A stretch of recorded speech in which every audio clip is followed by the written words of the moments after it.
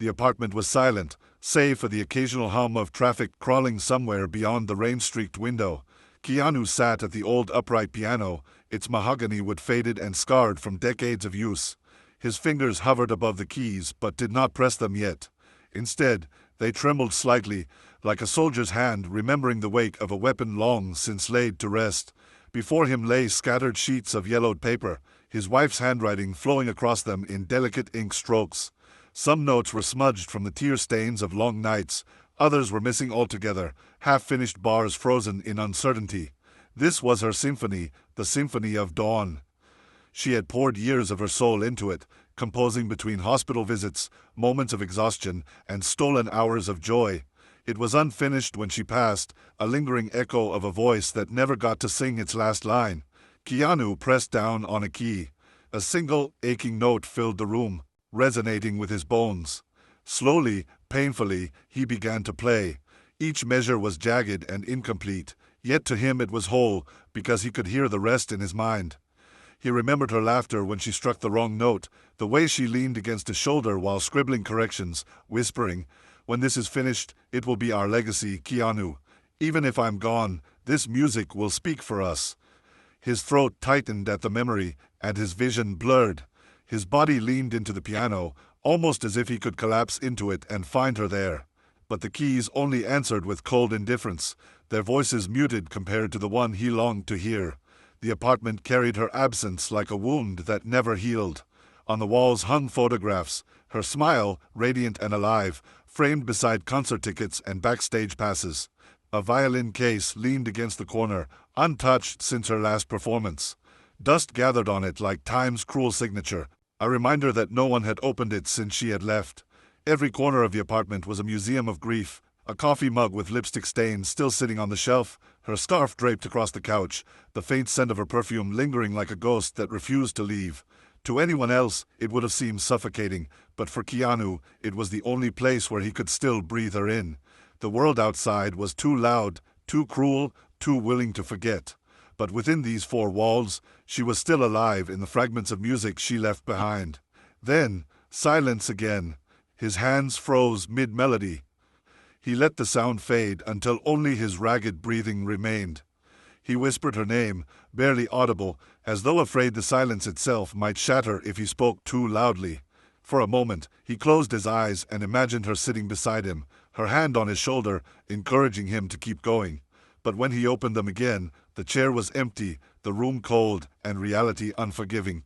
He knew the world had moved on without her, but he had not. He could not. Because this unfinished symphony was not just her legacy, it was a promise stolen from him by death. And as he pressed one final trembling chord, a flicker of determination sparked in his chest. He did not yet know the storm waiting for him, or the enemies who would exploit her work, but deep down, in that lonely room filled with grief and music, Keanu understood one truth.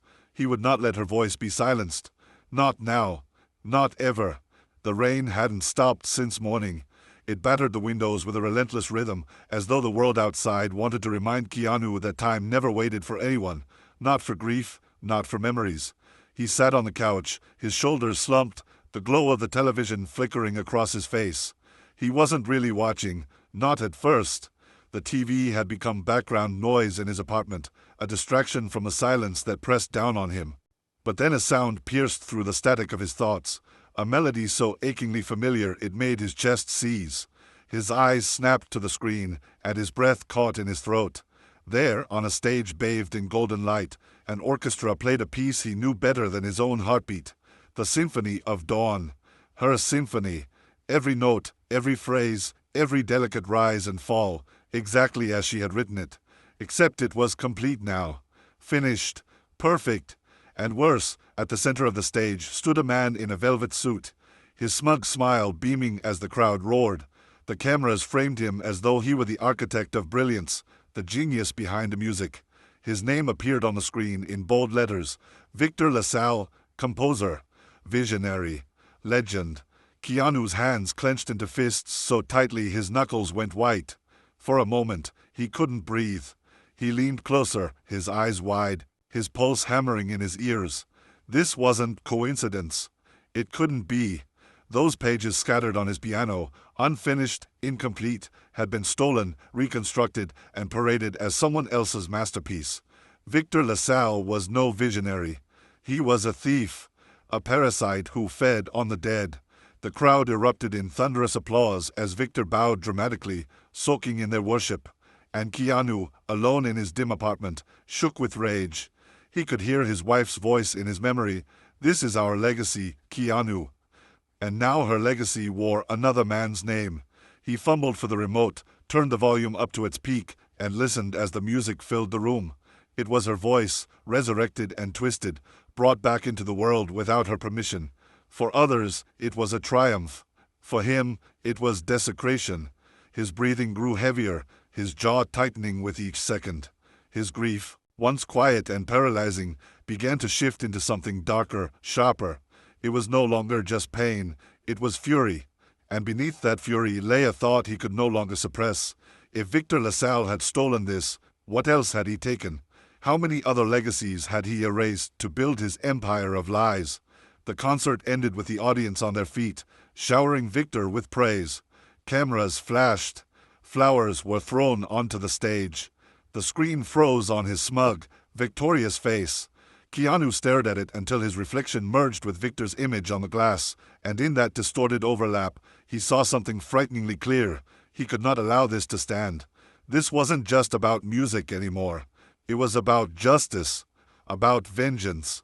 The seed had been planted, and it burned inside him with the same fire that once drove his wife to write every note of her masterpiece.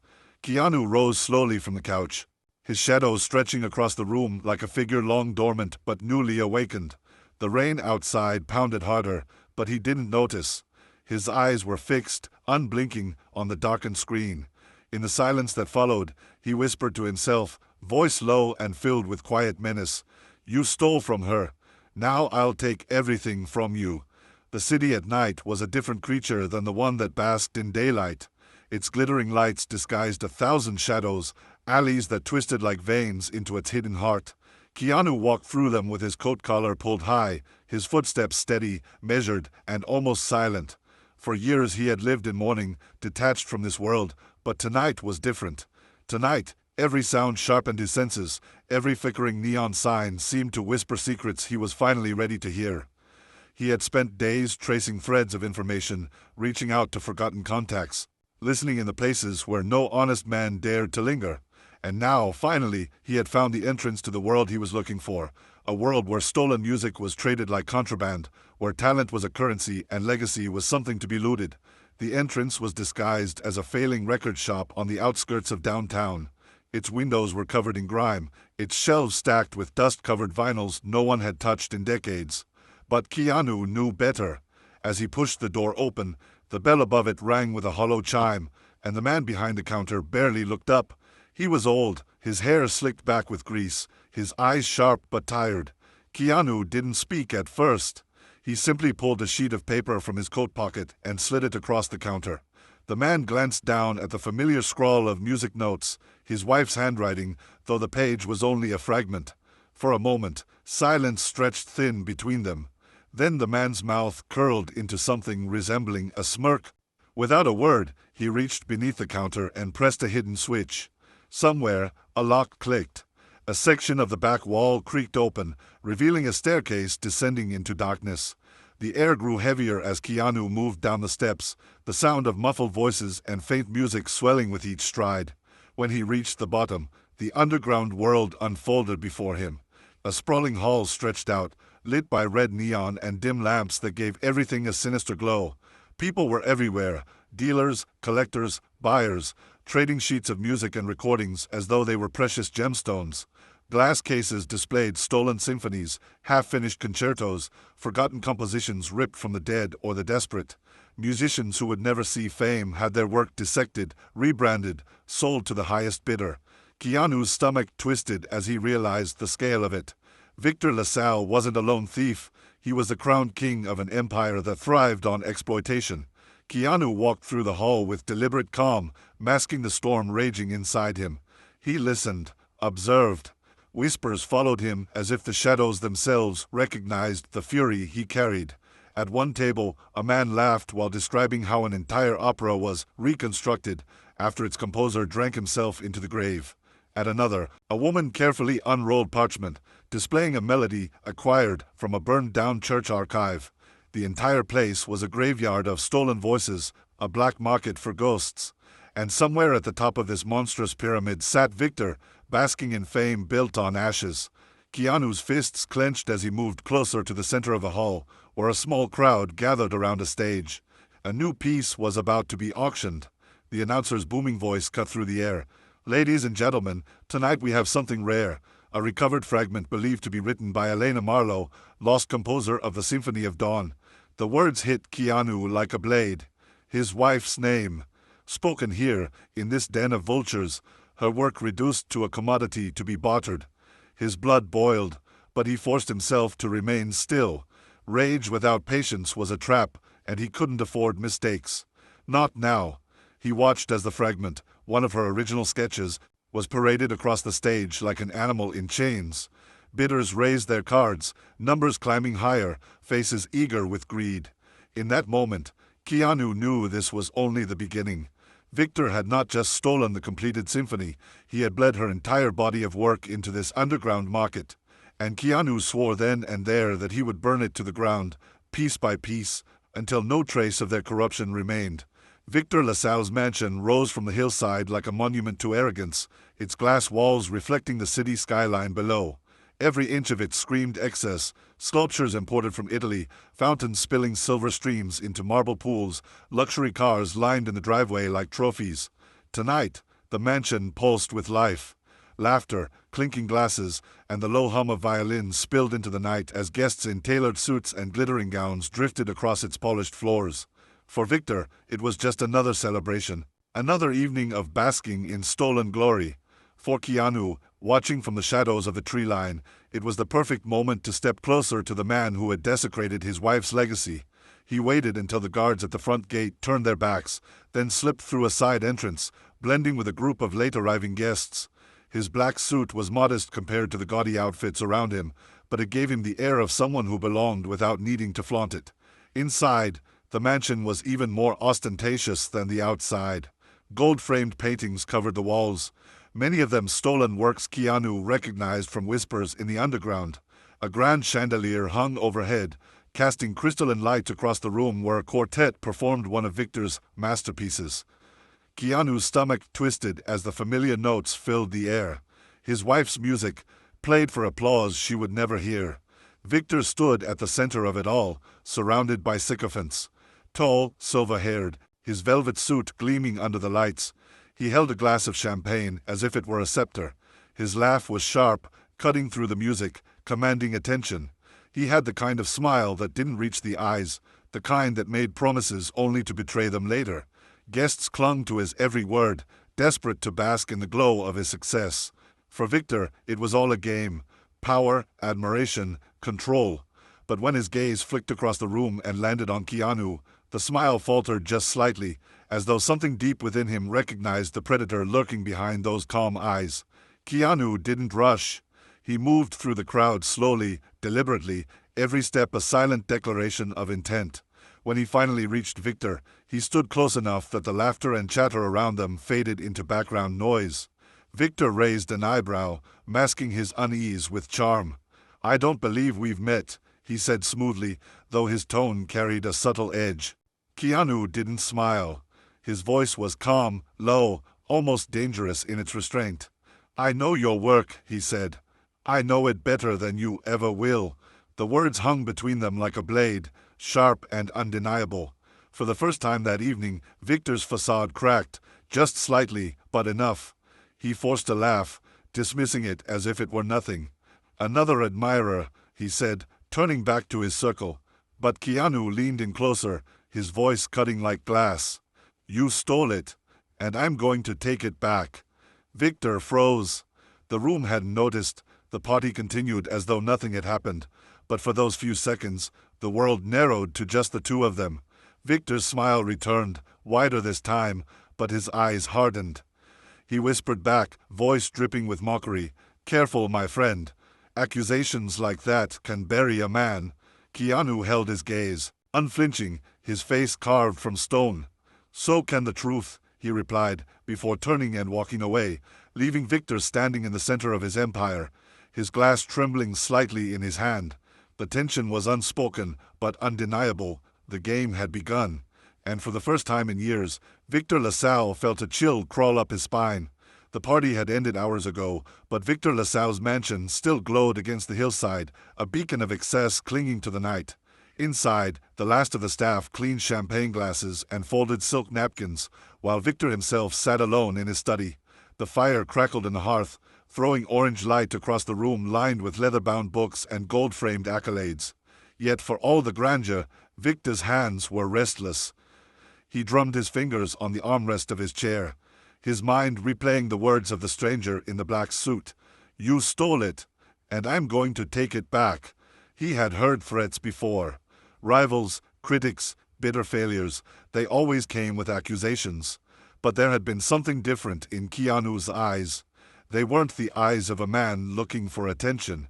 They were the eyes of a man with nothing left to lose. Victor wasn't foolish enough to ignore it. By midnight, he had made a few calls, summoning shadows of his own. 2 men arrived at Keanu's apartment just as the city began to quiet, their footsteps silent on the rain-slicked pavement. They were professionals, clean, efficient, the kind of men who specialized in sending messages without leaving evidence. One carried a crowbar, the other a blade hidden in his coat. They moved with confidence, expecting to frighten a grieving widower into silence. But when they slipped through the unlocked door, they found the apartment dim, the piano standing like a sentinel in the corner. Sheet music lay scattered on the floor, and Keanu was waiting. He stood in the center of the room, calm, unmoving, as though he had been expecting them. The first man stepped forward, lifting the crowbar with a smirk. "LaSalle says you should mind your own business," he said. His voice was casual, mocking, like a man used to scaring others into compliance. But Keanu didn't flinch. His voice, when it came, was steady, almost quiet. "Tell LaSalle this is my business. Tell him it always was." The man scoffed and lunged forward, swinging the crowbar. But Keanu moved faster. He sidestepped, grabbed the man's wrist, and twisted until the metal clattered to the floor. The second man drew his blade, but Keanu disarmed him with equal precision, his movements sharp, efficient, born from years of discipline. Within seconds, both men were on the ground, groaning, their arrogance shattered. Keanu didn't finish them. He didn't need to. Instead, he crouched low, his voice a whisper colder than steel. "You go back to LaSalle. You tell him I'm not afraid. You tell him I'm just getting started."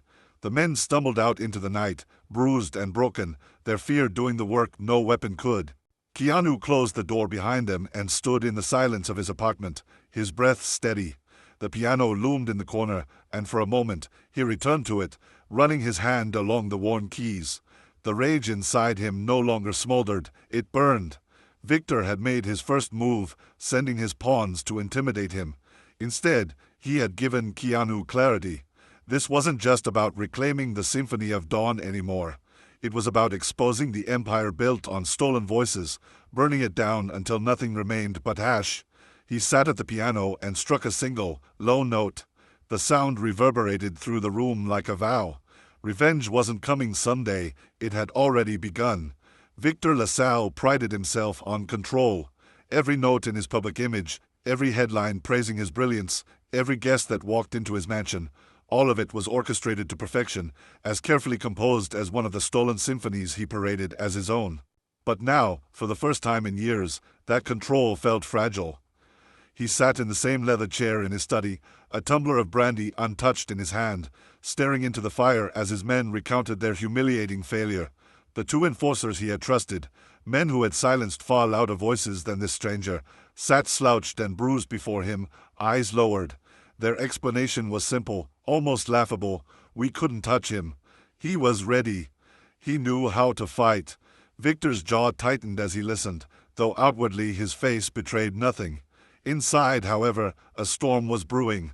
Who was this man? He had walked into Victor's world, spoken words no one dared to say, and then dismantled his intimidation without breaking a sweat. That kind of confidence came from more than grief. It came from experience. discipline, perhaps even a past Victor hadn't accounted for. He dismissed the two men with a flick of his hand, disgust curling his lips. As the door shut behind them, Victor leaned forward, his mind racing. This wasn't just a nuisance anymore. This was a threat to his empire. And Victor knew what threats required: escalation. By midnight, the calls had begun, not to petty thugs or black market dealers, but to men who thrived in the darker corridors of power. Men who specialized not in intimidation, but elimination.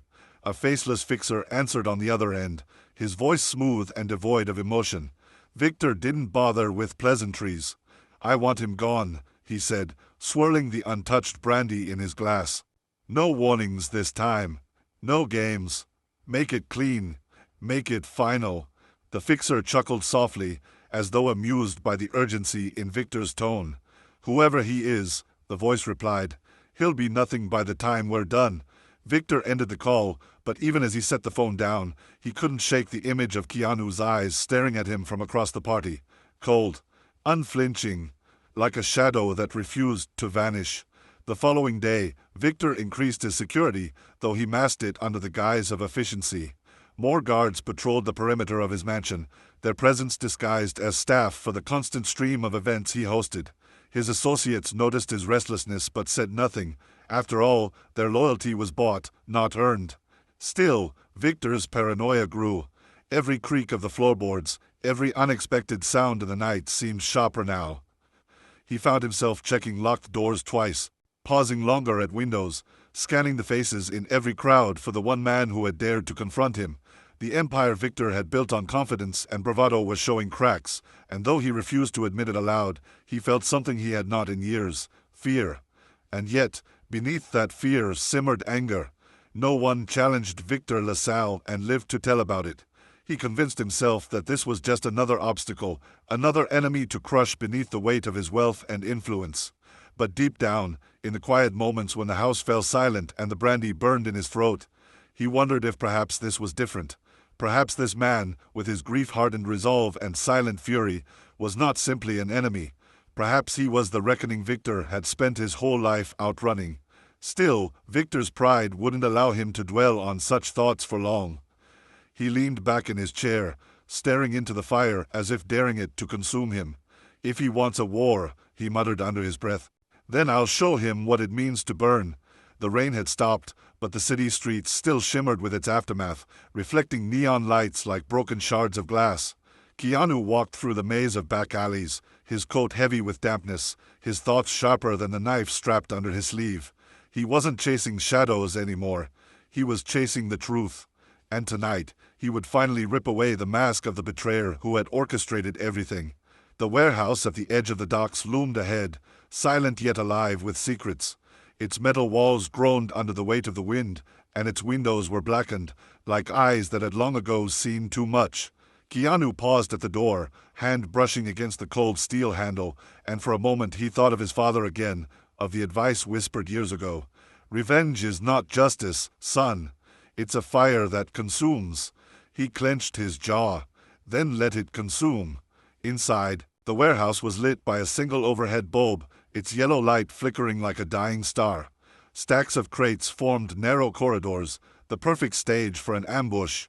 But Keanu had expected that. His instincts screamed that every corner held danger, that every shadow was waiting to spring. He drew his pistol, slow and deliberate, the sound of the slide echoing like a gunshot in the silence. Then came the voice, low, mocking, too familiar. "Still chasing ghosts, Reeves." Keanu's heart stopped for a beat, then roared in his chest. From the shadows, the figure emerged. Not a faceless thug, not some mercenary. It was someone he had once trusted with his life. A partner, a friend. The man who had once stood beside him in countless fights, now revealed as the architect of his pain. His voice shook, though his hand holding the pistol did not. "It was you." The man smiled, a cold, razor-edged smirk. Who else could cut so close? Who else knew where to strike? He stepped forward, his boots echoing against the concrete floor. "You thought loyalty meant something in this world, Keanu. But loyalty is just a chain, and I broke mine before it strangled me. The air between them was electric, heavy with years of shared history, now poisoned by betrayal. Keanu could feel the fire in his chest, not just rage, but something darker, the ache of knowing that revenge had a face now. A face he had once called brother. But this was no time for weakness, no time for hesitation. The hunter had found his prey, and the prey smiled back. The warehouse was no longer silent. It thrummed with a low hum of machinery, the faint drip of leaking pipes, and the scurrying of rats fleeing the sudden intrusion of violence. Keanu pushed through the heavy double doors with an unflinching stride, his silhouette carved against the dim light filtering through the high-placed windows. The steel hinges shrieked in protest as he slammed the doors behind him. His eyes, darkened by resolve, scanned the cavernous space. Across the concrete floor, Leon Varick waited, his tailored suit a mockery of elegance in this den of rot and rust. His men, shadows armed with rifles, encircled the upper walkways, their sights already trained on the intruder. "Reeves," Varick drawled, his voice echoing off the rusted beams like a taunt. "I knew the past would eventually crawl back, but I didn't expect it to come back with such fire." He smirked, lighting a cigar with deliberate calm. Smoke curled around his face, twisting like a serpent in the air. "You should have stayed a ghost. The living are far easier to break." Keanu didn't answer. He simply let his coat fall to the ground, revealing the arsenal strapped to his frame. Twin pistols at his thighs, a combat knife at his hip, and a compact shotgun slung across his back. His silence was an answer in itself, heavy and absolute. Then, without warning, the storm broke. The first gunman on the catwalk squeezed the trigger, unleashing a hail of bullets that sparked against the floor. Keanu dove behind a steel crate, rolled, and returned fire with ruthless precision. One shot, clean and deliberate, dropped the sniper where he stood. His body slumped over the railing, crashing to the concrete below. The room erupted. The symphony of gunfire rattled the metal walls, deafening and relentless. Sparks sprayed as bullets carved through pipes and machinery. Keanu moved like water, fluid, unstoppable, darting from cover to cover, each countershot finding its mark. Men screamed, weapons clattered to the floor, and the warehouse became a battleground of chaos. Varick, still perched in the center, watched with unnerving calm. He puffed his cigar, studying the scene as though it were a performance staged for his amusement. "You've grown sharper," he called out through the din, "but revenge, it dulls men. It eats them alive." His voice carried, sinister, threading through the gunfire like poison. "You think you've chosen justice, but all you've done is choose the same path I did. And look where it led me." Keanu vaulted over an overturned table, taking down another guard with a brutal close-quarters strike. A knee to the ribs, a knife across the throat, and then silence. His breath was heavy, his muscles coiled like springs, but his eyes never left Varick. "The difference," Keanu finally growled, his voice low, gravelly, "is that I don't run from the truth. You hide behind it." The two men locked eyes, predator and prey circling each other in a storm of death. Around them, the last of Varick's men fell one by one, cut down by Keanu's relentless fury. The warehouse echoed with the aftermath. Scattered groans of the dying, the metallic ring of spent casings, and the faint hiss of broken steam pipes. Finally, silence reclaimed the space. Only Keanu and Varick remained. The cigar hissed as Varick crushed it beneath his shoe. He slipped off his jacket, revealing a custom pistol holstered at his side and a dagger strapped beneath his arm. His smile twisted into something feral. "So it's just us now. The way it should be." Keanu took a step forward, boots striking the floor like the toll of a funeral bell. "No more words," he said. His voice was steady, unshakable. "This ends tonight."